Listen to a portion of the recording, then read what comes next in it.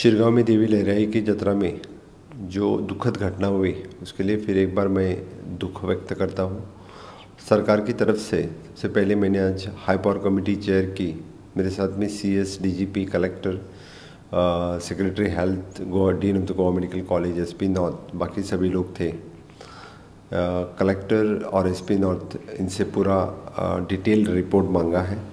इसके सिवाय we have set up the committee जो सेक्रेटरी रेवेन्यू संदीप जैकिस मैजिस्ट्रल कमेटी है वो चेयर करेगा। उसमें director of the transport, SP south और DIG, डेप्यूटी कलेक्टर्स एंड मामलेदार, इन सब की ट्रांसफ़र फेयर इंक्वायरी करने के लिए उनके ट्रांसफ़र आज ही कर डाली है।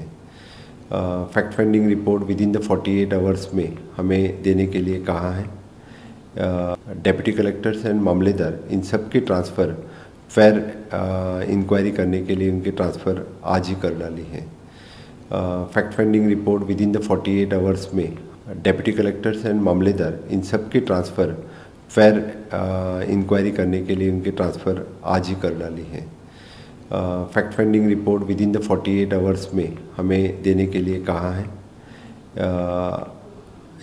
डेप्यूटी कलेक्टर्स एंड मामलेदार, इन सब की ट्रांसफ़र फेयर इंक्वायरी करने के लिए उनके ट्रांसफ़र आज ही कर डाली है। Fact finding report with in the 48 hours में हमें देने के लिए कहा है।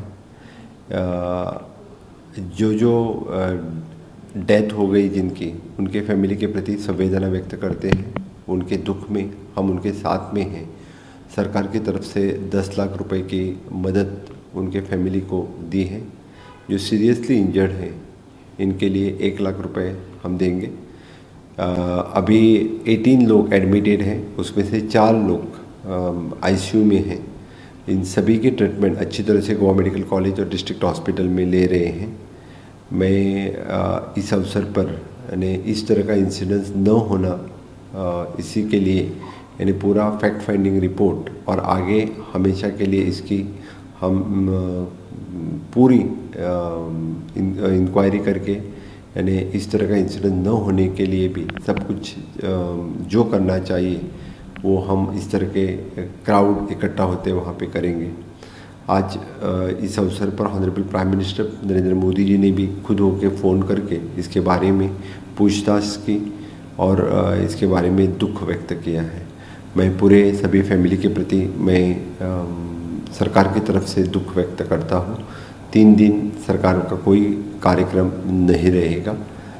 फैक्ट फाइंडिंग रिपोर्ट आने के बाद जिसके ऊपर हमने एक्शन लेनी है वो एक्शन लेंगे। हमने स्टैम्पेड का अननोन पर्सन के खिलाफ FIR फाइल की है। सभी वीडियोस और इंक्वायरी करके जो इसमें इन्वॉल्व हैं इनके लिए भी हम फैक्ट फाइंडिंग करेंगे और उनके खिलाफ केसेस फाइल करेंगे। मैं फिर एक बार जो दुखद घटना हुई उसके ऊपर इसलिए दुख व्यक्त करता हूँ।